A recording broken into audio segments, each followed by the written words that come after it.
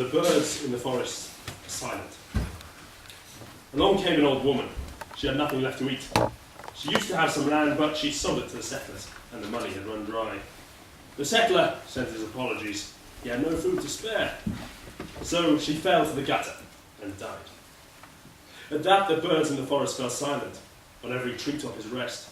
On every hilltop can be heard barely a breath. Along came the old woman's son. He beat down the settler's door. He said, "This simply has to stop. Without land, there will be no more." But the settler, he shook his head. Dumb young man, he didn't know. For it had been written long ago that this land was not for those with his dark hue and that crescent on his door. No, he had got it all wrong. This land was for those with stars instead. At that, the birds in the forest fell silent. On every treetop is rest. On every hilltop can be heard barely a breath. Along came a British Army general. He did not like what that son had said, so he whacked him with his rifle butt and sent him home to bed.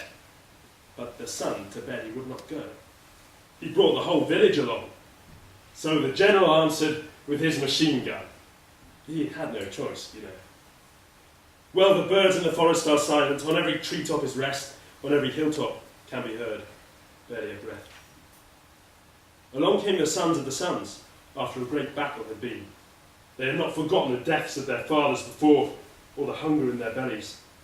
But the settler, he said, "Did you not hear? A long way away there was 6 million of our kind slain. Now we must have this land and some more besides. The hunger in your belly is no concern of mine."